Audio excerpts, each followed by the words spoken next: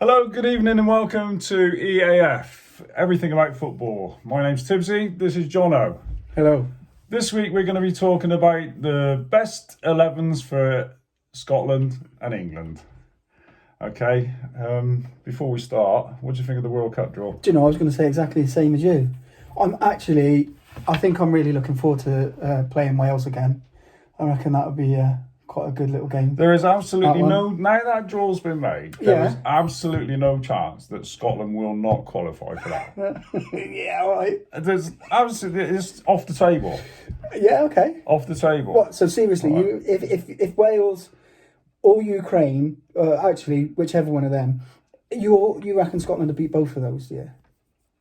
Scotland will beat both of them at a breeze now because we know we're going to face you lot. That's a good point. That's a good point. But you'll be too hung up on that game to worry about Wales.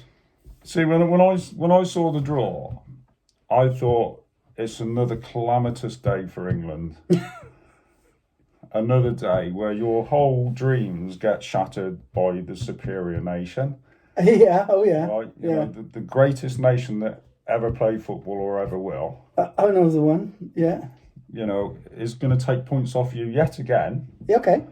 And spoil your whole route through. Well, that's your World Cup final, though, isn't it? But we accept that. That's fair We enough. accept that. That's fair enough. We accept that. You're just glad to be going. So when the draw was made, I had to have a few beers, I have to say. Nice. When are the games? Do you know? Yeah, I did see the dates, but I can't recall. Can't recall. But we'll be prepared and ready. I'm ready. I think it's going to be an interesting tournament all over, really, because it's different time of year for everyone. The Premiership's going to be affected by it. Well, most leagues around Europe are going to be affected by it. It's a totally alien country to be having this sort of tournament. So I just think it's going to be interesting. Yeah. I do. I just think it'll be more interesting for us.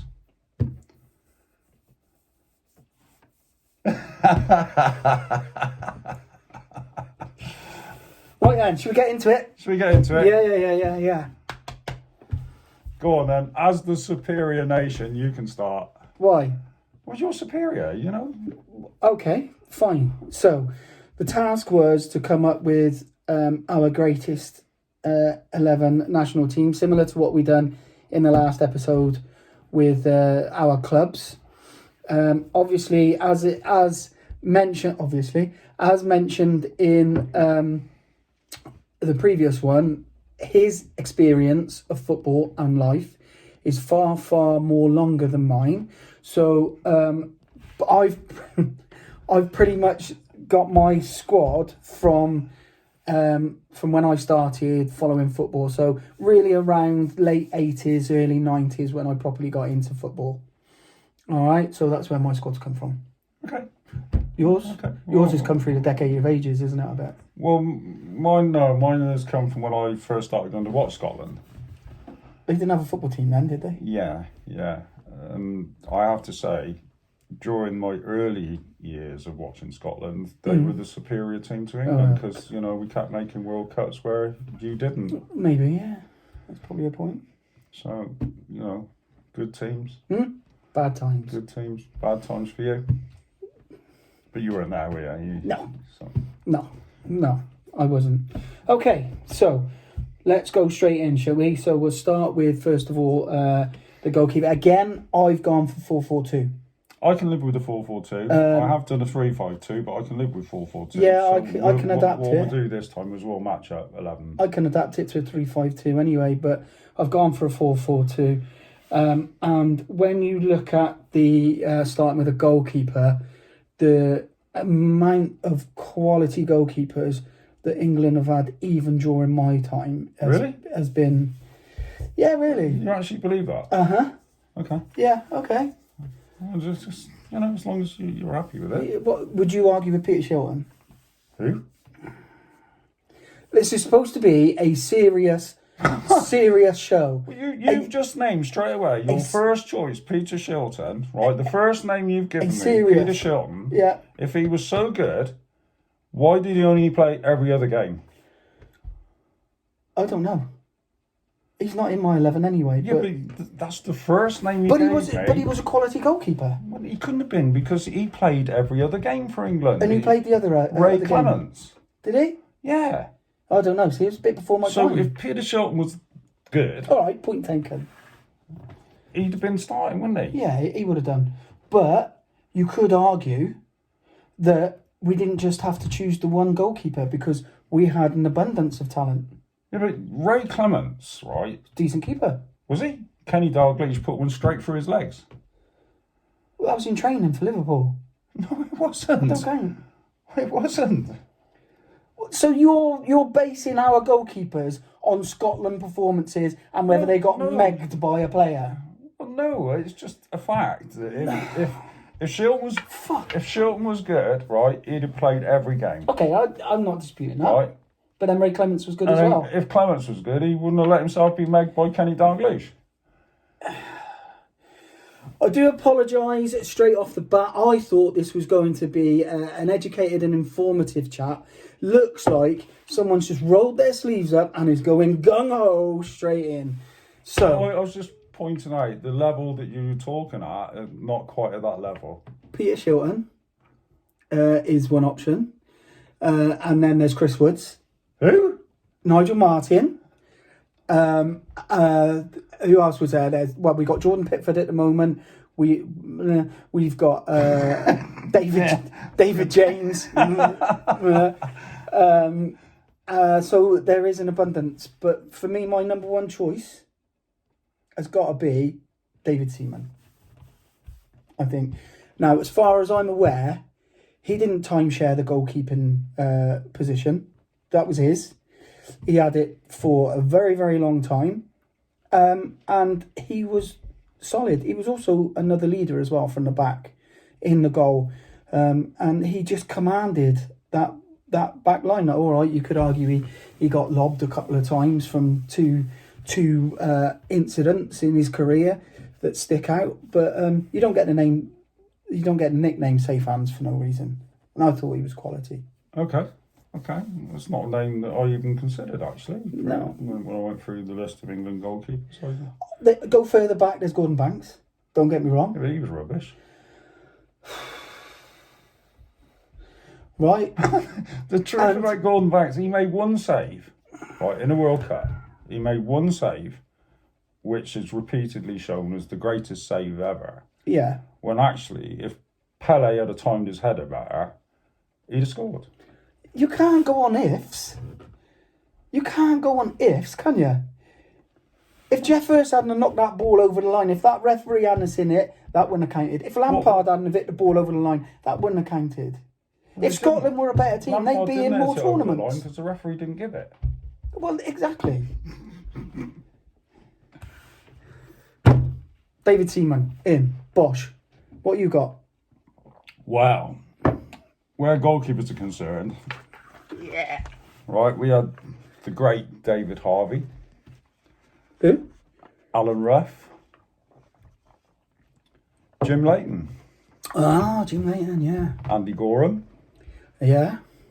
Craig Gordon. We'll leave it. I'm not going to go on any further. You can go on if you want. No, you can go on if you want. All I'm going to say to that is that, all of them are top Premiership goalkeepers, mind, didn't they? well, Alan Ruff Yeah. played for Partick Thistle. That's Yeah. the drink, mate. That's the drink. That Not Partick enough. Thistle. But Yeah. he played in more World Cups than most English keepers How did you manage that? because he was good. Okay. That's the level you've got to be at. Yeah. What's the level of competition like against him now? At that time. Well, there was David Harvey at Leeds, the great Leeds team.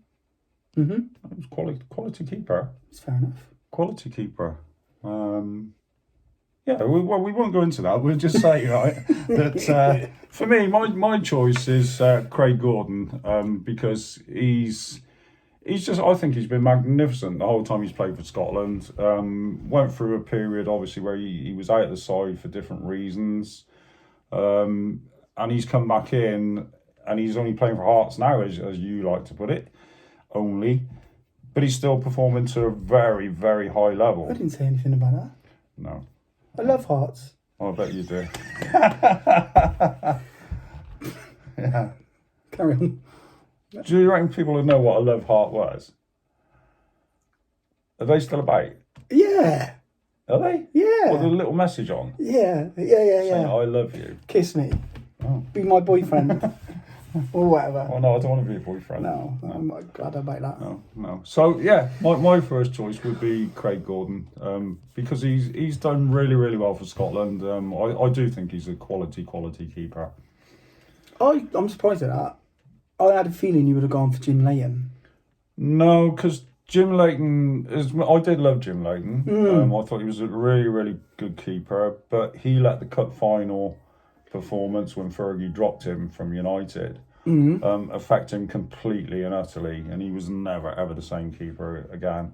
To see a confidence level drop so dramatically is quite disturbing, really.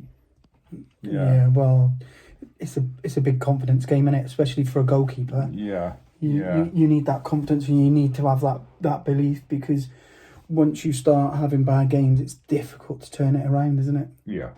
It is difficult. Yeah. All right then. So you've gone for Craig Gordon. Craig Gordon as my keeper. That's fair enough. I'm quite happy with that, to be honest with you, considering you've got Seaman. Okay, so do you want to carry on then and go straight into your back four? What do you want to do? You go first. You want me to go first? Yeah. All right, fine. So I'm going to start across on the right back. All right. So is that going to be difficult finding a player in that position? Yeah, well, yeah. Okay. There's loads in there when you think about it, to be honest with you. We've got, let's see, we've got Danny Mills.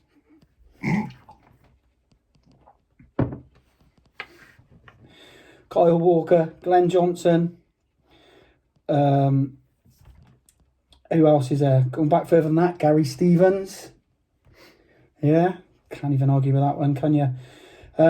But my choice, I love Kyle Walker. I think Kyle Walker is incredible. He gives you pace, and he gets you. He's a good get out clause for when they've broken through. His pace will just get you out of jail a lot.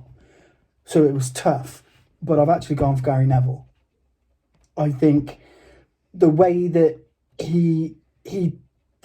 his defensive duties, particularly with the chemistry that he had with possibly the rest of it, I thought was amazing. He liked to get forward as well, and bearing in mind this was in the era where the back four pretty much stayed as a back four. They didn't venture too far forward. It was 4-4-2 most of the time. I know Venables changed it up slightly with it being like a Christmas tree formation in some tournaments, but I really rated Gary Neville at right back. His defensive duties, he wouldn't shirk anything at all. He got a lot of stick for just being Gary Neville, I thought, but for me, I thought he was absolutely reliable and quality.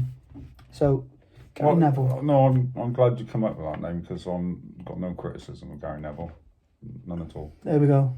So not I because like I'm a Man United follower, of course, but I've got no criticism towards Gary Neville. No, that's fine, isn't it? So your defense, I got to be honest, I followed it as well as you do, trying to find some Scottish defenders. But as soon as I put into Google defenders for Scotland, all I got was Rob Roy come up, and that's it. Couldn't get anyone else. William Wallace, and that was it. Didn't get anybody else. However, you've got to say, they were great defenders. They certainly were. They may take our lives, or whatever it was. I don't know. Go on then, what you got? Well, for me, I'm going to stick, because you're doing a 4-4-2, I'm going to go with a 4-4-2 as well. Have you got the flexibility in your side to do that? I've got flexibility. Yeah. If I was picking a team, I would go for a 3-5-2. Okay. But we'll go with a 4-4-2. Well, I can match your 3-5-2. Okay. We'll do that later at the end, yeah? We'll stick with 4-4-2 for now. Well, for me at the right back position, I'm choosing a player that I think kind of matches Gary Neville in everything you said. Defensive duties was great. Top quality defensive duties. One of the first fullbacks that did sort of push his way forward to support the front players. And yeah, he was a very, very good, very, very good player. Never played in England. But I'm not going to name him just yet because there were others. There was Sandy Jardine at Rangers. He was a good competitor in that position. There was a few. George Burley. Yeah. George Burley, again, steady at Ipswich Town. Could play football, actually, George. It wasn't just a defender. He could pass a ball and everything. But my first choice as a right back was Danny McGrain from Celtic. I absolutely loved him. Yeah. He was one of the first players that I sort of attached myself to and thought, yeah, I really, really like him. And I just thought everything about his game, he was almost the perfect fullback for me. Yeah. Yeah, absolute quality. He liked to get forward when he could. Yeah. But even in those days, that was before Gary Neville. Yeah. It was not really a very similar player to Gary Neville, actually. Yeah, very similar. Yeah. What about currently? Who's that? Who's the right back who plays for the other lot over Stanley Park? What's his name? Robertson. No. What about him? Do you rate him? No. No? No. Only he will step up to the plate in the World Cup.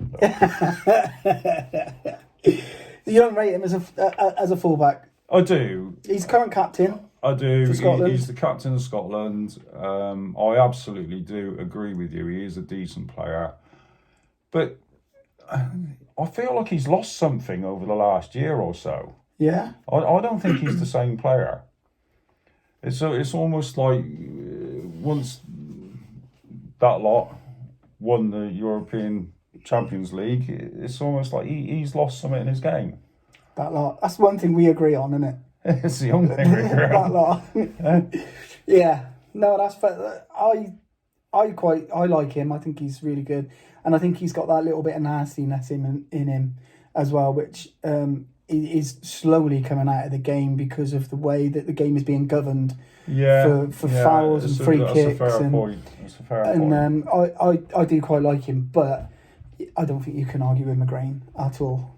I think he's a bit of a pioneer, I suppose, for Scottish fullback. He was also one of those people that, in not quite the modern game, but he was one of the first people that came out as a diabetic playing football. Okay. And sort of did a short documentary on how the condition affects people. So there wasn't a lot of people at that time who actually come out and said that they were suffering with something, like an illness like that. So okay. So yeah. I'm getting comfortable. I'm uncomfortable. Yeah. So uncomfortable. There we go. That's better. Sorry about that. Yeah. No, I rated him. Moving infield then now. Yeah, go on then. Moving on. Go on then. So, as you know, centre-backs, I think, have been quite a strong position for England over the years. Just to name just a few in the centre-back position, we have, who have we got? Mark Wright, Des Walker, Martin Keown, all beasts, Gareth Southgate, and then up to the modern day as well, Sol Campbell, Rio, Big Rio. Whoa, what a choice all this like is.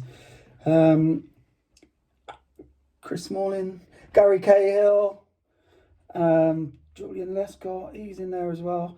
Matthew Upson, I think he won a competition, I think, to get a spot. But shall I name two or just one? I'll just go with one. It's entirely up to No, I'll go with one, and then you go with one, and then I'll go with the other one. So the first one of my two centre backs. Yes, I know we talk about Bobby Moore as well, but that was a little bit before me, quite a bit. But the first one for me has got to be the captain, the leader. He is captain of the team. Has got to be Tony Adams for me. Absolute leader. Wore his heart on his sleeve every single game. But that was because he was pissed. It don't matter, you are now. Yeah, but I'm not going onto a football field, am I now? He was pissed all the time. What a performance he put in. He didn't know what he was doing. You can't... Oh, you're making this... Tony Adams, Bosh. Job done. It was like, ref, is it time yet? I want to get down the pub. Rolled his sleeves up. He got stuck in, but he demanded everything of everyone. And he was the sort of person that, as a captain, he would be saying, get in there, you get that, you get that. I'll discuss another captain a bit later on with a different mentality of captain. But Tony Adams was just solid at the back. So if it, I'd want a captain that I could understand what you're saying. You know, not somebody who's slurring his words. What language do you lot speak anyway? Yeah, you can't understand the words you lot say. Tony Adams is the only. What does that mean? Man on? Tony Adams is the only player I know, or drunk that I know, that can run in a straight line. Because that's all he did. He started at the back and he ran a straight line down through the middle and then run straight back again. That's how good he was. Even drunk, he could still do a straight line. That's because if he stepped off that line, he'd forget where he was. He was solid. You cannot argue with that. Okay. He was solid. He's a good leader. You can be as flippant as you like. But you know full well he was solid. I didn't like him. Okay. I just didn't like him. Just because he was drunk? No, because he was English. So your centre-back is? My centre-back, Alan Hansen. Okay. Right, straight in there, Alan Hansen, right? Yeah. Now, you can't argue with this. I wouldn't argue with it. Quality But player. then that's because I'm behaving like a grown-up. A bit like Rio Ferdinand in a lot of ways. Before his time, could bring a ball out from the back. Yeah. People didn't realise how good he was on the floor, though, did they? No, they didn't. No. Very good passer of the ball. Good reader of the game. And a leader. And didn't drink, actually. Well, no, probably not. No. Malt whiskey, probably, isn't it? No, he wasn't a drinker. Okay. Maybe he should have done. He would have been a better player. Well, like you know, Tony Adams. You've got to admit, he played in the great Liverpool team. Yeah. Which I really didn't like saying. That kind of just slipped out by accident, really. But they were a great side. And he was a big part of that. And yeah, for me, Alan Hansen could probably play in today's game as well. Yeah, I wouldn't argue with that. I don't think. I think he's a good shot. He's a good shout. Flipping it on its head. My second one. And then sadly, he's also missed. He's missed from Match of the Day. Oh yeah. I agree. Mika Richards. Oh no. My God. Oh, shut up. Really? Yeah, really. Yeah, he brings a bit of joy to it, doesn't he? Really? Yes. Do you not think? No, I hate him. What, you'd rather everyone just still sit there with their caps on and their centre partings and yes, and I thought it was a wonderful game and where the pass was there and left and right and it was lovely and used to get stuck in and would you rather it be that? I really enjoy Mika. He brings a bit of light. Him and Righty. They bring a bit of light, a bit of joy. You're right, yeah. I like it. Yes. It's nice to see someone enjoying football. It's nice to see. Particularly, we've had the last 2 or 3 years where life has been crap, and it's nice to see someone who actually enjoys football. You're Scottish, you don't understand what that means. It doesn't brighten up my life. No, not a lot of stuff does. He's almost as bad as the woman commentator. Uh-oh. You better explain now. Well, no, look, I agree with women's football. I love women's football. But I think that a woman commentator should be on women's football, not on the male game. It's just, look, no offence, but it's too high pitched for me. it's too excitable for me. As I've just explained to you, with Mika Richards getting overexcited, that's how the lady commentator sounds. Overly excited. Yeah, but isn't that good to have that little bit of passion in? That little bit of enthusiasm, for want of a better phrase. You know? I think it's nice. We both agree that we like to listen to when Everton are playing, when Man U are playing. We've already had these conversations where you like to listen to the Man United commentary from Man United when you're watching the game. I'm the same when I'm watching an Everton game. I like to watch it from the Everton thing because it's a little bit biased and I can relate to that and enjoy that. There's no bias on what I watch. David May, if Man United are playing shit, he'll say they're playing shit. Which has been quite regular recently. Yeah, I'm not denying that, but that's what I'm trying to say is that's a little bit of it's biased. It's what you want to hear. When it comes to the female commentator, I don't think she's any different to some of the other commentators when it gets to that end. So you're not a person that turns the sound down on when she's on that? No. Okay. No, why? just Mate, I've got a high-pitched voice anyway, so it doesn't bother me. Okay. And I think they're very educated as well anyway. Do you? Man, you're digging today, aren't you? Yes, they do. Do you not think then? No. Mess that up, innit? The next time I watch a match of the day, I'll leave the sound up. There you go. So when you're watching match of the day, you'll know that I've left the sound up.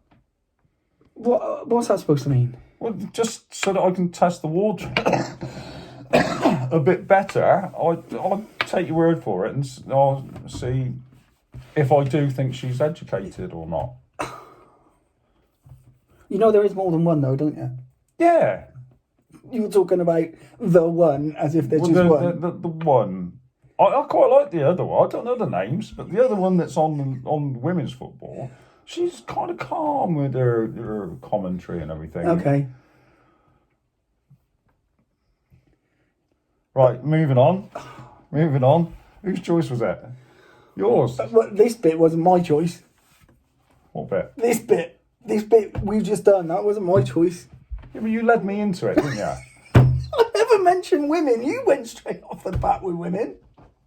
I did came out of left field.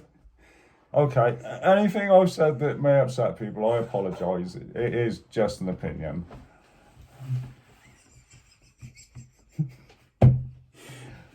We carrying on. Choice. What do we do? So, I've got Tony Adams at the back, and I've gone for a simple "you ain't getting past us" approach for this one. I've mentioned a few really good other central defenders. Jamie Carragher. I've mentioned. Spits at people. He should be banned from playing. He shouldn't even be a commentator. Ledley King. I like Ledley King. Yeah. I do too. Unfortunately, he wasn't fit enough to play regular. He only played every other game because he probably wasn't that good in your eyes. No, I thought he was a good player actually. Well, I was quite pleased he was out injured a lot of the time, because he was a very good player. But the one player that I am going for, and for me, I'm not sure if I actually like the guy, but when he put on that England shirt, he was a mountain. He was incredible, and he would run through brick walls for the Three Lions, and that's John Terry. I thought that he was an amazing defender. He ran through brick walls. He held his head up high, and he just epitomised patriotism for me. Go Terry. I'm shocked. Okay. I'm shocked. I'm not shocked that you're shocked.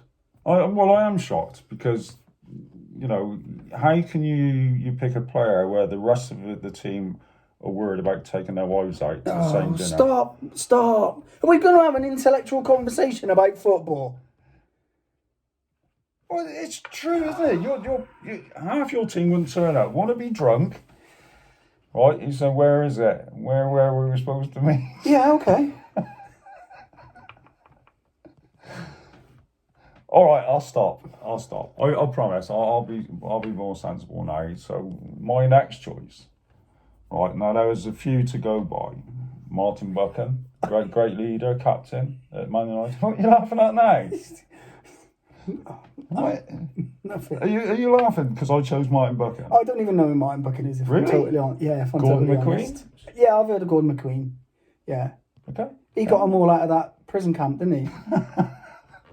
Are we going to be sensible and actually pick an intelligent conversation here? Like Yeah, go on, carry on. I like Gordon McQueen. Willie Miller? Yeah, go on, Willie Miller. I know Willie Miller. He's good. Camberwick Green. Oh, no, that's Windy Miller. No, Willie Miller was really good. I liked him. Solid. Richard Gough? Well, what can I say about him? He's a legend. Okay. Goffey. He was, a legend. Yeah, he was, yeah. But my second choice was Colin Hendry. Okay, Braveheart himself. Braveheart himself. Yeah. Yeah, exactly. A bit like... John Terry.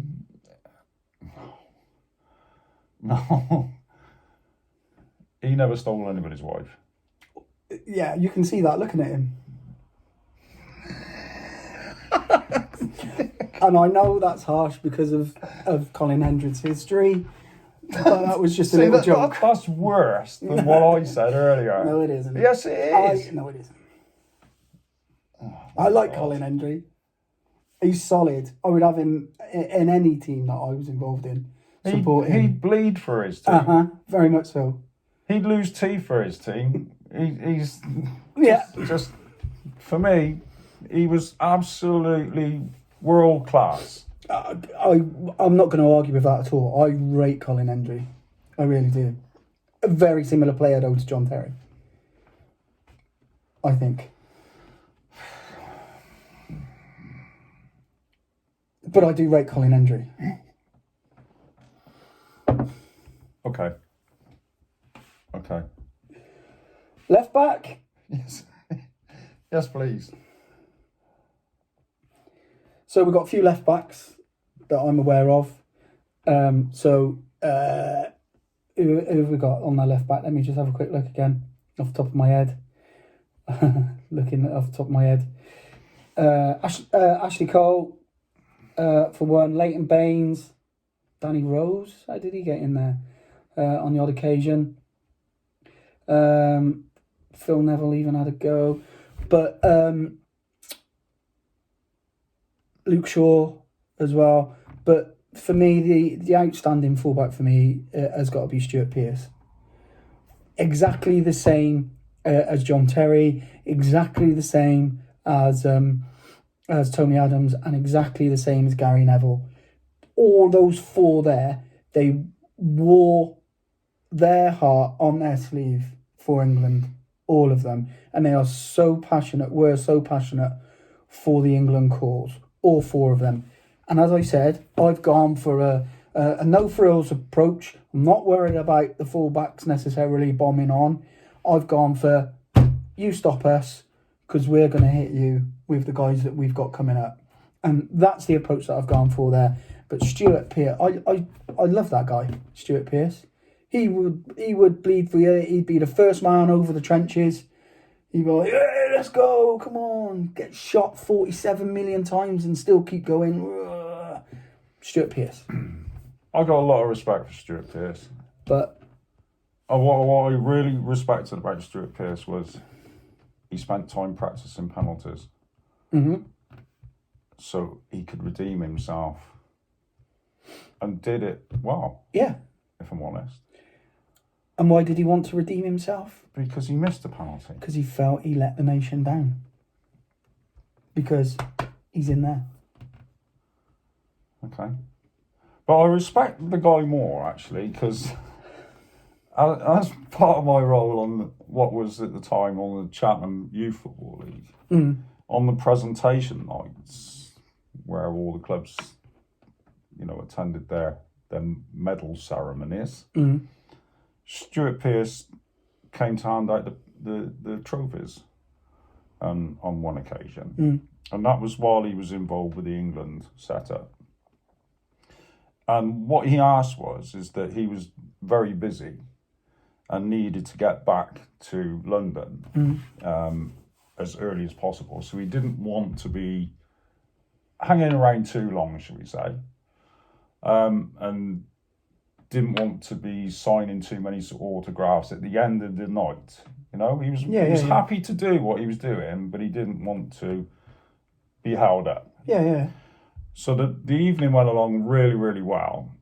He handed out the awards to so many age groups and what have you, and every person going up there or collecting their medal wanted a photograph. So you can imagine the clock going by. Yeah. And as part of the committee, you're looking at your watch thinking, look, I really don't want to upset the guy. He's asked if it can be moved along so you can get off. But he actually stayed an hour longer than he should have done, quite happily, getting photographs redone where people weren't happy with their picture and all that kind of thing. Nice. And had the same persona when he left as when he arrived. It didn't upset him. He was really professional for me. And I did respect Stuart Pearce before that, but the respect level went up because of just the way he conducted himself was amazing. That doesn't surprise me. Yeah. At all. I went there for that, but yeah. And he loves the stat as well. So listen to him on TalkSport quite a lot, and he loves the stats. But yeah. For me, I there's some quality ones going forward. Ashley Cole and Leighton Baines going forward. To name but two, Luke Shaw as well. But for me, just for the passion and that you're not getting past this mentality, Stuart Pearce. Okay. I that's a good choice. It's a good choice. I'm glad we got that remark on film. So, for my left back, okay, there was a few. There was Willie Donachie, played for Manchester City. Really liked him as a fullback, actually. He was another one who did his job at the back, but could venture forward. Okay, Frank Gray played again in what was the Great Leeds team. Not so much for going forward, but he was solid as a what you expect from a fullback. Yeah, solid. But my choice of fullback would be Maurice Malpass from Dundee United. Yeah. Could really play the game. He could move the football around. His reading of the game was great. Again, he did everything that's needed from a fullback. But he seemed to have something extra, and it's hard to put your finger on what that exactly was. And now what you've said about maybe that's what the answer is. Maybe it's the heart that he had for playing for his country. And I have to say, considering he's at Dundee United at the time, absolute quality. When you think, and I hold my hands up with the Scottish League not being as strong as other leagues. Yeah, but it weren't too bad back then. No, it was a good standing, and crowds were good and everything, but it still wasn't the standard every single week. Yeah. You know what I mean? But on that note, did you know that per population and crowd attendances, Scotland percentage on population has still got the highest attendances in Europe? There's not a lot else to do in Scotland, is there? I'm just saying. So your back four, summarising? So my back four would be Danny McGrain, Alan Hansen, Colin Hendry, and Maurice Malpass. Not bad. Not bad. Not bad at all. Not bad. Midfield, we got to get a move on. Look at the time. Okay, midfield. Midfield, down on the right for me. A few choices, but I've gone for Beckham. David Beckham on the right-hand side of the four. We touched on him last week. We didn't actually touch on him. That's wrong. But we talked about him last week with regards to his passion, his desire, his drive. And where I mentioned about the way Tony Adams went about captaining the side, Beckham done it in a different way. He weren't a screamer, he weren't a shouter. He didn't get in people's faces and tell them they had to do this, that and the other. He led by example. Okay. And he would roll his sleeves up and he would get stuck in. And the Greece game where we needed him to score that free kick in the last few minutes of the game to get us to qualify for that tournament. That game in particular for me, it was his game. He single-handedly got us through that game. I didn't feel the others were really up to anywhere near the quality on the day, or the passion, or the desire that he actually put in on that particular that day. And then that game was at Old Trafford as well. Yeah, and then it just fed. It just fed through the nation. And I know he's had tough times in the past with his personal life and whatever. And some people may say he's not even the most skillful of footballers in comparison. He didn't take them on like he used to. But we mentioned what he could do is what he did, but he done it very, very, very well for me. Yeah. So Beckham, for me, would be down on the right, linking up with that partnership, which was week in, week out, with Gary Neville as well anyway. Well, I was going to say, similar to Gary Neville, I got no criticism of David Beckham. Yeah, it's a surprise. That's the last one that I've got, though, so there you go. Well, you're not picking any more? Of United, well, I probably have one. Probably one more, but I still class him as a blue, but there you go. So you're right. So on my right-hand side, yeah, I think it was a choice of three for me. Gordon Strachan. I thought he was more central. That was as he got older. Okay. He was always a right winger for his days at Aberdeen. Okay. And obviously when he was down to United, he was always on the right-hand side. For his size, very, very good player. Gritty, determination, quick. Terrier. Score goals. Fire in the belly. You can't really argue with that. Willie Morgan, another Man United player. You got a lot of Willies, haven't you? A lot of Willies. Yeah, but they're not very big. No? No. You're all small Willies. Aren't they? Lots of small Willies. Yeah. Okay. But as you said, because of time, I won't drag on with that. But my choice on the right hand side is Jinky Johnson. Who? Jimmy Johnson. Oh, I didn't know he was called Jinky. Yeah, that was his nickname, Jinky. Right. Okay. He's decent. Okay. Very decent. European Cup winner. Again, for a small, really small guy, the energy level was incredible. His ball skills were incredible. And he was just phenomenal for both Celtic and Scotland. Yeah, he was, yeah. You couldn't argue with it. When you think back in football, that size was a big thing going back in the day. You know, there's so many players rejected because of size. Yeah. And then you look at that little fella terrorising people. You know, what a player. What a player. Yeah, so... Nice choice. That's my choice. So, moving infield, then, we're now into the middle of the park. 2 central midfield I've gone for. One of them was quite simple and quite easy. The other one I'm not too sure about. So, what I've gone for is... If I can find the bloody thing... And this one's going to hurt me. It's really going to hurt me.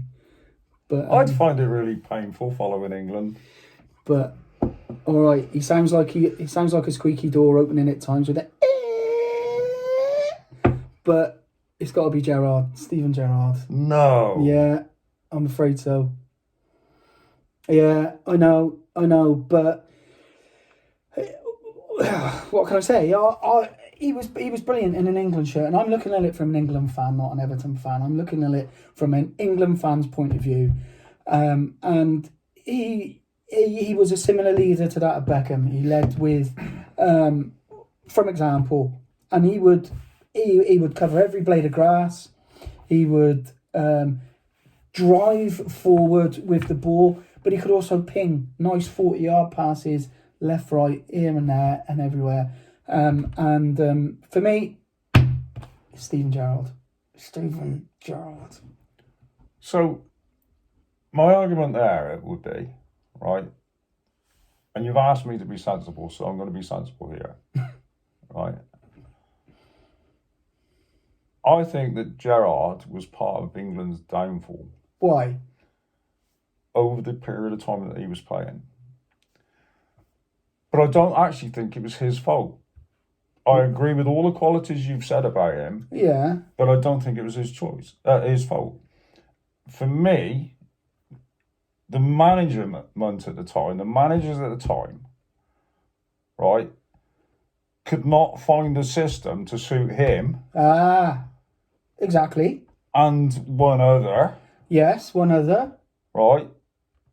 So instead of making the decision and saying, right, I can't find this system to make it work for both of him and Lampard, so I'm going to get rid of one and stick with the other. Yeah. So it's not actually his fault. No. So I'll go along with his qualities. Good. I'm glad. Yeah. Yours? Well, my qualities. Yeah, well, I know what qualities you've got. You've written them down on the back of that fag packet. So, Johnny Walk. Big Johnny Walk. Johnny Walk. Big Johnny Walk. Solid. He was an ox. An ox. Solid. Yeah. Screamer of a shot on him. Yeah. Screamer of a tash on him. Yeah. I actually seen quite a few games of him, but I think his best game, he was underrated, was when he faced the Germans, wasn't it? Yeah. With was it Sylvester Stallone in goal? I think. He was in that film, wasn't he? Yeah, he was. Yeah. It was mostly Ipswich Town players, wasn't it, actually? What's it? It was, actually. If you go back and watch it again... Is it? It's mostly Ipswich Town players. I never knew that. But we're getting off sidetrack. He was solid. Oh, Walkie. I loved him. Yeah. Loved him. I can see that. Not the world's most skillful player either. No. But he knew what he could do, and he done it really well, I thought. Yeah, I thought he used his strength and desire to the full effect. Yeah. Full effect. Nice. Yeah. Good tackler. Yes. Broke up play really well. Yeah. But then had that driving force as well. Very similar to Gerrard, maybe a little bit stronger than Gerrard. Gone to the box, score goals. Yeah. Yeah, he was epitome. And he, I think, is maybe a little bit similar to my next choice. Okay. Which caused me a big headache because of the name you mentioned earlier as well. Okay. Frank Lampard. I thought he'd be in the run-in. But the one that I've actually gone for, and you're going to love this name, was Paul Scholes. Oh, well, yeah, well, again, I can't criticise that choice, can I? And the reason why, again, is very, very similar to that of Steven Gerrard. The difference is Gerrard would dart all over the place. Now, I know Scholesy would as well, but Scholesy stayed most of the time central, but he controlled that area. Yeah. He absolutely controlled that area. He would break up play on the edge of his box.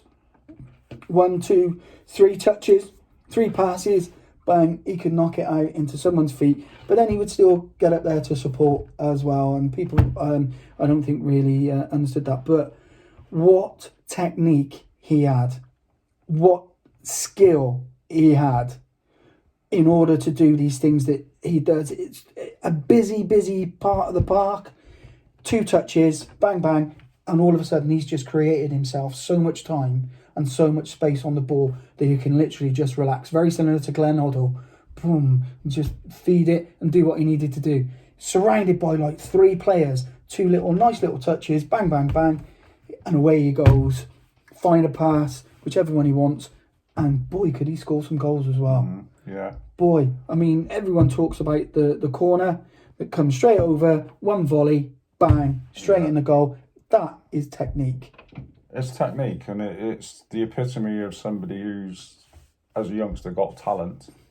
Yes. And then has been well coached. Very much so. And level-headed as well. Yeah. Level-headed. And you talk about well coached as well. Just on a different note, I was considering Paul Gascoigne in there as well. But for consistency, I went for Scholesy over the long period, because Gascoigne had his demons.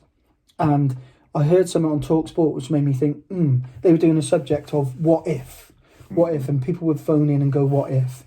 And one of the callers phoned in and said, what if Paul Gascoigne had signed for Man United? Because he was offered, wasn't he? Ferguson was in for him and was after him. The story goes that he was going to sign for United, and then during the talks with Tottenham bought his mother and father a house. And his sister a sunbed. And his sister a sunbed. And that's what swayed him. And that kind of explains the mentality of Gascoigne, really.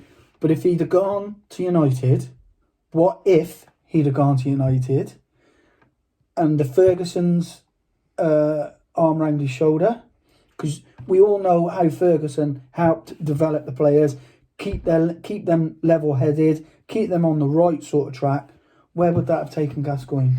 Well, I know we're going off track a bit here, but Ferguson was very good, in my opinion, as a man manager in all different ways. Yeah. He knew when he had to put his foot down with people. He knew when the arm had to go around, and I think for Gascoigne, he would have been the number one player in the world if he'd have gone there. Well, he may not. It's all massivist, but he may not have even ended up in the situation he's in now. Exactly right. Yeah. Because of it. Exactly right. Yeah. Yeah. Yeah. Tough choice. So Gascoigne, I'm surprised you left him out, but I'm not surprised, if you know what I mean. When he went to Lazio, he was actually probably one of the people that made me start watching Italian football at the time. Yeah. And he did very, very well over there. Very, very well. So it showed he could play on any stage. It was just the mentality of the guy. And it's sad. It's sad. Well, it is, unfortunately, and he's not the only one, though, is he? Going back to my other centre defender, Tony Adams, he's done a lot of work behind the scenes with all the charities that he's set up and the support groups that he's put up for various different subjects, because it is a big thing in football, because you do deal with really high highs, but everything is yin and yang, isn't it? So if you have the really highs, you're going to get the real lows. And like us, where it's all just a nice steady keel, isn't it? We get a little bit of high, then we get a little bit of low, a little bit of high. But their grand scheme of things is more magnified, isn't it? Because of stuff. Anyway, we better keep going. So my second choice in the centre of midfield is the Rock himself, Graham Souness. Okay. Fuck, that's a tough centre midfield. That's tough. It's strong. The quality of Graham Souness, great leader. Great leader. He expected people to play at a level. If they didn't, he told them. What a tackler. You didn't want to be tackled by him. And he was a bit like what we used to say was the old tough boys. If you put a tackle in on them, they made sure they gave you back. Yeah. But he could play. He could play as well. He was another one who travelled abroad and settled in quite easily. I just thought his talent, he was passing the ball, he was good at that. He was good at organising. His tackling, as I mentioned, it was second to none. And the leadership qualities were just outstanding. Absolutely outstanding. So he was, without question, for me, the right person to pick if you want a good midfield. Solid. That's quite a pair. Yeah. That's quite a pair. But then finishing off now for my midfield and my left midfield, I've had a hell of a problem with this one, if I'm honest with you, because left midfield for England over the years has been a little bit of a grey area. There's not been many outstanding left midfield players. We've always had to play a right-footed player over on the left-hand side, and we're still kind of doing that a little bit now.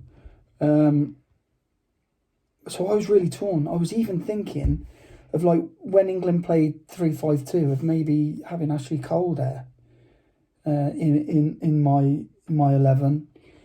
But I've actually gone for maybe a way of adapting it. And so the three that I've mentioned, Beckham, Scholes and Gerrard, could come in to become a 3. But if not, we could stay with a 4 and just... I've had to go with Raheem Sterling down on that left-hand side. Sorry. It's fine. It's fine. No, not for you. Sterling. Yeah. You're welcome to use him, of course. Yeah. You don't rate him then, no? No. I do. I think he's a really good player. Again, I'm talking England. I'm not talking Liverpool or Man City or whichever club he wants to turn his back on next. I'm talking England, right? And for what he's done for England and the way he's gone about it as well, he's had some shite to deal with on and off the pitch. And I feel he's dealt with it with his head held high, very, very professional, similar to Rashford, with his head held high, said the right things, done the right things, and it hasn't affected his level of football until, like, recently. He's maybe just dropped off a little bit, perhaps, but he's been very, very consistent and won loads of games for England by himself. So John Barnes before your time? Just a touch. He's on the list. I do like Barnesy. I do love Barnesy. Oh, you got me there. No, I'm going to stick with Sterling. I loved Barnesy. I think he was great. See, when England got beat in the World Cup by Argentina, the Maradona handball, Yeah. greatest goal ever scored, I have to say. Right? Then Maradona went on a run and did what he does, and just melted, didn't he? Yeah. The England players were literally still scratching their heads, thinking, "How did he score that bloody goal?" I've never seen such marvelous gameplay to see a goal go in. Yeah. Right, so they're still in awe of him, and he just runs through, scores a second. But on the flip side to it, I thought that John Barnes shone after that second goal. Okay. And I thought he was destroying Argentina. Yeah. And if there had been another 10 minutes in that game, Yeah. I think that England would have equalised Well, and possibly gone on to win it. that goal that Barnesy scored against Brazil. Yeah. I think for me that's not far off that Maradona goal. Not far off at all, no. He took on like 3 or 4 players and then a great finish as well. But because he's English, it's not raved about as much as if it would be if it was Ronaldo, Messi, Maradona. No, that's very true. Very, very good goal. True. But hey ho, such Very is true. life. But I'm not picking. I'm okay. Yeah, I think I'm going to change. As a major thing. Yeah, it really has. I did consider John Barnes, very much so. I really did. I think John Barnes spent a lot of time in the England team, Yeah. booed by the crowd and obscenities and what have you, but I still think that he performed well for England. Yeah, I think you're right. I'll go with that. Raheem Sterling would be my number 1 sub. Okay. But yeah, okay. No, it's a good point, well put. Barnesy. Okay. Barnesy. Love you, Barnes. So, I don't even know him. I just want to mention before we move on, because I haven't picked an individual for my team, just because I couldn't fit him in really with Walker and Souness. But with Maradona's goal in that World Cup, that it's well documented, isn't it? It's the best goal that's ever been scored in a World Cup. Yeah. The old, But the second best goal obviously was Archie Gemmill. What a goal that was! I cried when I saw that goal go in. It was amazing. So really speaking, I've been fortunate enough to see some really, really great goals in my lifetime. Yeah. But just those two stick out in my memory somehow. So, who's your left midfield? My left midfield would be Davy Cooper. Okay. You don't know him, do you? No. Right, well, there was a choice again, but again, because of time, I'm not going to go on about it. But there was Eddie Gray from Leeds United, a really, really skillful player. Yeah, you mentioned him earlier. That was his brother, Frank. Frank Gray? Yeah. Really? Yeah. Okay. Yeah. Right, Frank Gray, like I said, explained earlier, he wasn't a defence, a full-back that got forward so much, because he had his brother in front of him, Eddie, who was extremely talented. Right. Extremely talented. A little bit injury-prone, though. Oh, okay. That's probably what affected his career for me, in not getting the amount of caps he probably should have done, and not the amount of appearances for Leeds that he should have done. Yeah. But Davy Cooper, he was, for me, he was a great player, a Rangers player. And he had everything that Eddie Gray had, but he had a bit more pace about him as well. Okay. And could probably throw in a better cross as well. So I'd go Davy Cooper. I don't really know him. I'm going to have a look up for him. What sort of era was this? In the 70s. Early 80s. When you had a good side? Yeah. Yeah. Yeah. I thought he was a great player. When he wasn't picked, or when he wasn't in the squad, I used to be disappointed then, because you knew you had a good player. Yeah. But you also had John Robertson as well. Yeah. From Forest at the time. Again, quality player. But it was Davy Cooper that excited me. Yeah. So that's why that would be my choice. Can't argue with that, I don't suppose. I don't really know him, but that's fair enough. Fair enough. So we're nearly there, aren't we? Front two? We're nearly there, front two. Front two.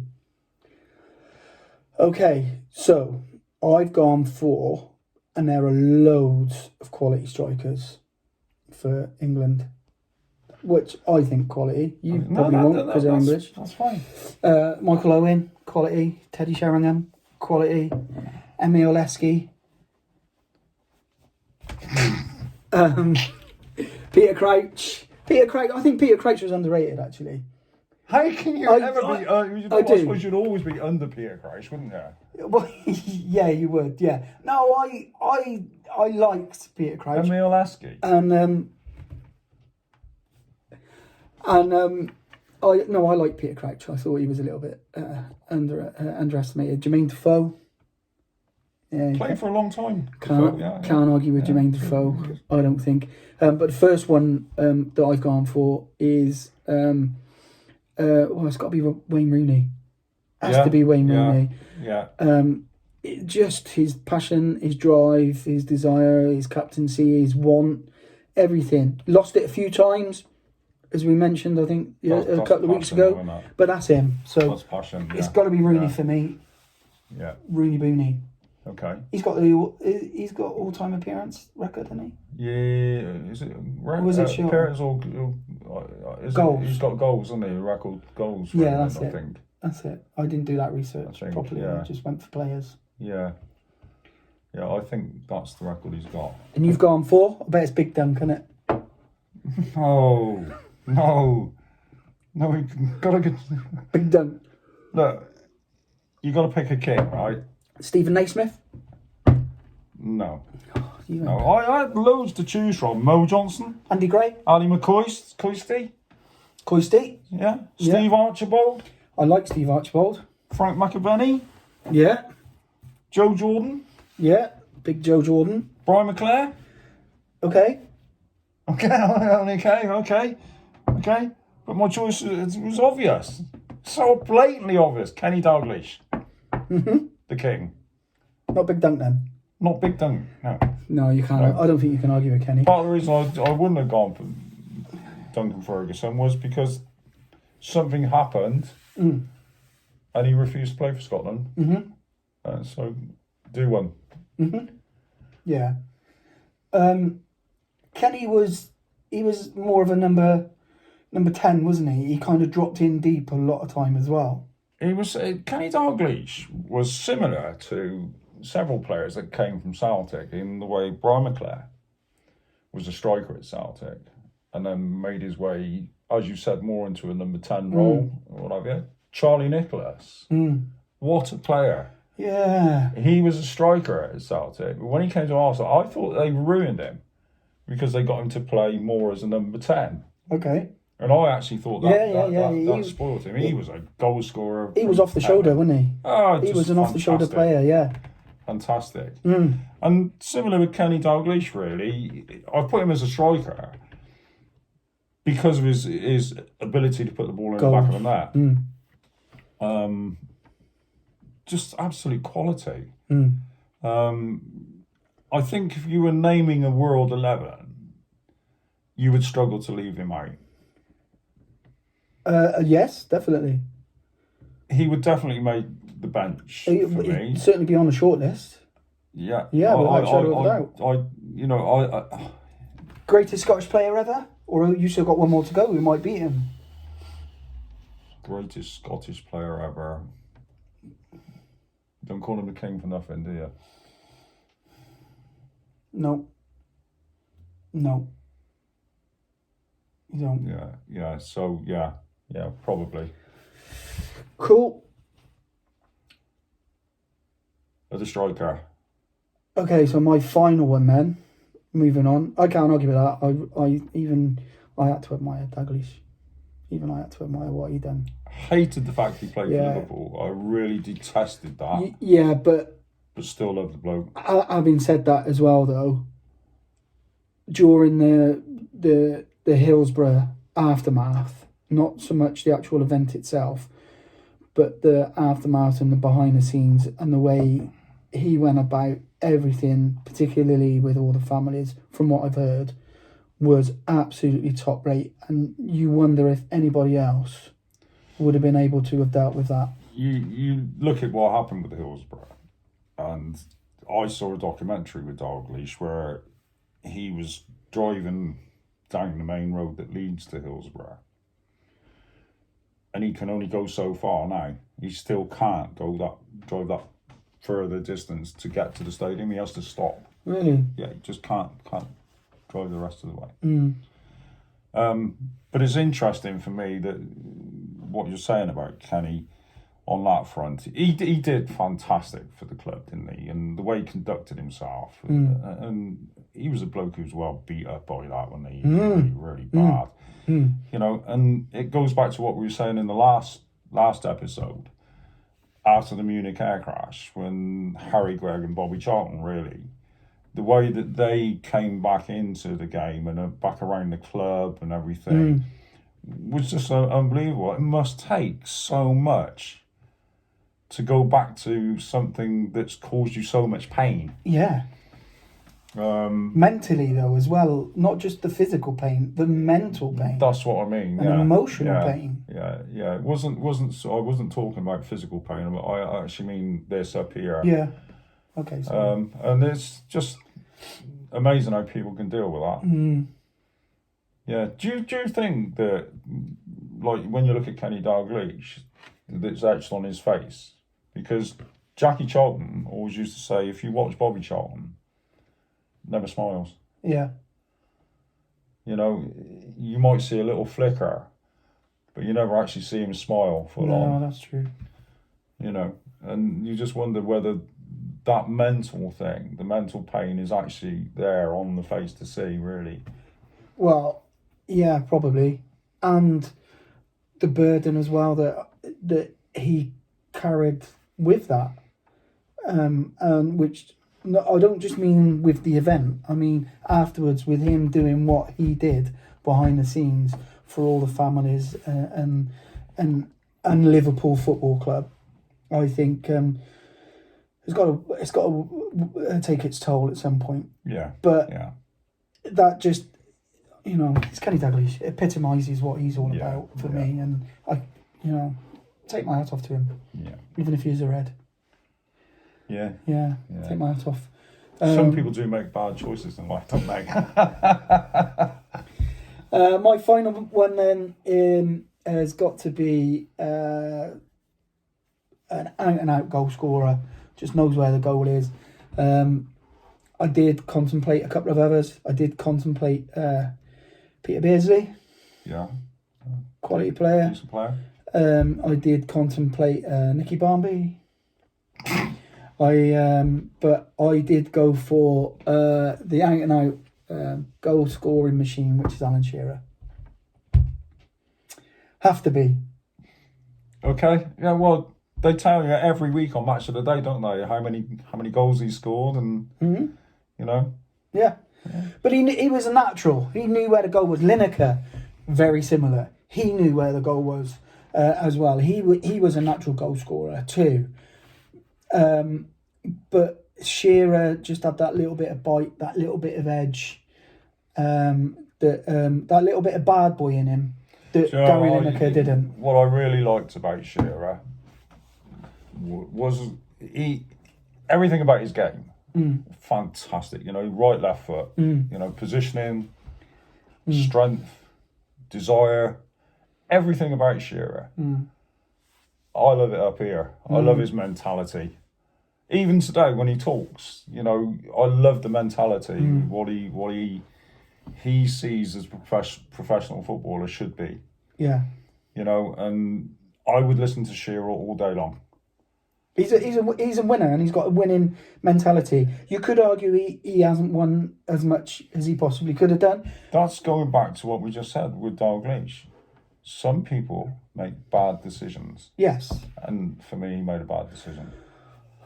But was it though?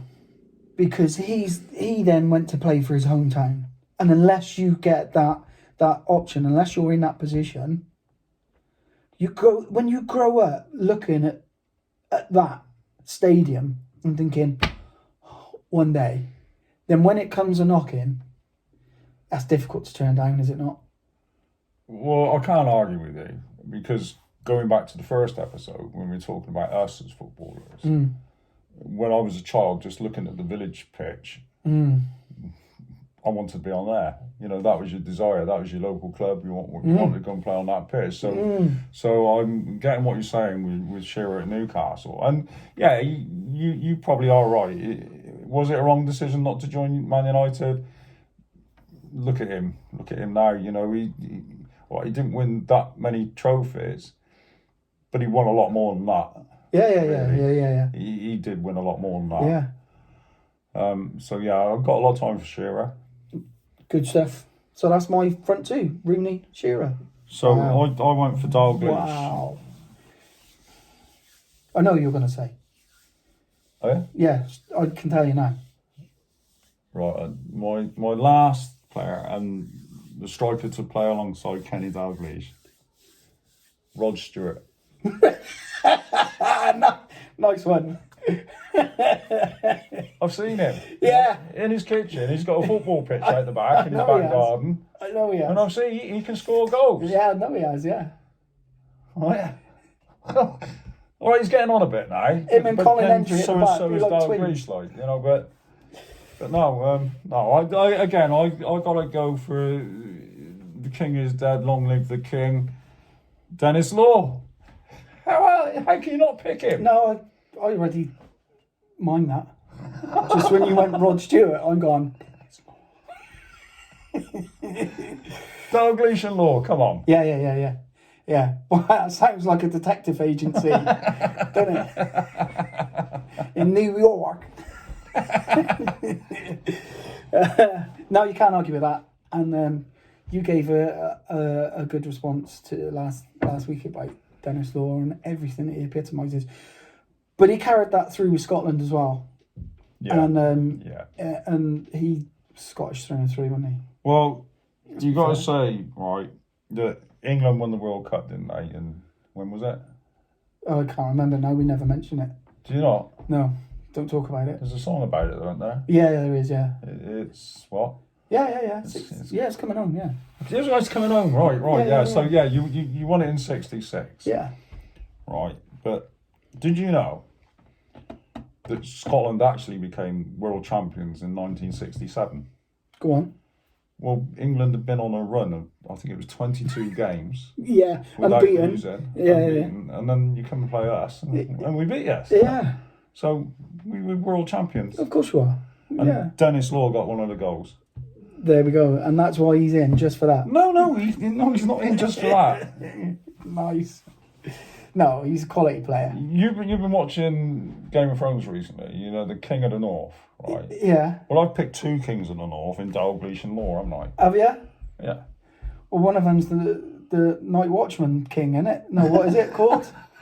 What's that king called? The White King? The Black Watch? No, not the Black Watch. Oh. What's he called? The Ice King. What's his name? He's not called Ice King, is he? No. Is he the White King? King... Oh, I don't know. You throw me now. You know, you got the White Walkers. I know what you mean. What's the one who's in charge of the White Walkers? What's his king something, but I can't remember what he's called. Bielsa? Oh no, he got the sack. No, he got the sack, yeah. He got the sack. Right, so where did you get that from? Okay, so summing up again then. So, in summary, my squad is David Seaman in goal, with the back 4 of Stuart Pearce, Tony Adams, John Terry, and Gary Neville. My midfield 4 are David Beckham, Steve Gerrard, Paul Scholes, and a late replacement through fitness test of John Barnes. And then the 2 up top is Rooney and Shearer. It's quite strong, isn't it? It's very strong. It's quite strong. It is very strong. You've got the solid line at the back. Nothing's getting through. That little bit of creativity and flair in the midfield. And then 2 out-and-out goal scorers. Bada bing, bada bong. Bada bing, bada bong. Right, okay, so my team was Craig Gordon in goal. Who? Danny McGrain, Huh? Alan Hansen, Colin Hendry, and Maurice Malpass. Shit pass. Through the middle of the park, Jimmy Johnson, John Walk, Graham Souness, Davy Cooper, and up front, Dalglish and Law. That spine. Dalglish, Law, Souness, Walk, Hansen, and Hendry. That's a battalion. Just those 6 players. Yeah. It would allow you, when you look at that lineup, it like Jimmy Johnson and Davy Cooper allow them to play. Jesus. Those 2 boys out on the wings would have no fear of going forward and thinking, right, we're exposed. No chance. No chance. They're all brutes. All of them are absolute brutes. That's a solid thing. Still won't beat what we've got, but that is solid. So join us next time then. When what will be on next? Your turn. It's your show. You say it. What do you want to discuss? What we're going to talk about next? I don't know what we're doing next. We'll end the show today by saying to people, we would like you to like the show. If you do, give us a thumbs up. Okay, but we would also like you to send in any comments as to what you would like to be discussed, and it could be anything to do with football. That's the idea of the show. We discuss anything about football, but for us to be able to prepare for the next show, because we both work full time and we do have to do a bit of research. I'm going to throw in that we're going to talk about international football in general. Okay, meaning we'll talk about previous World Cups, talk about the modern World Cup if you like. Okay. European Championships, just in general talk about how international football has developed and changed. Okay. Maybe? Yeah. No, I'm up for that. I'm just thinking about if we're going from our nations, I've got a lot more history to deal with than you, though. With major tournaments. It's not a fair thing. But yes, we'll do that then. So we'll see you all next week on EAF TV. Say goodbye. See you later. Bye.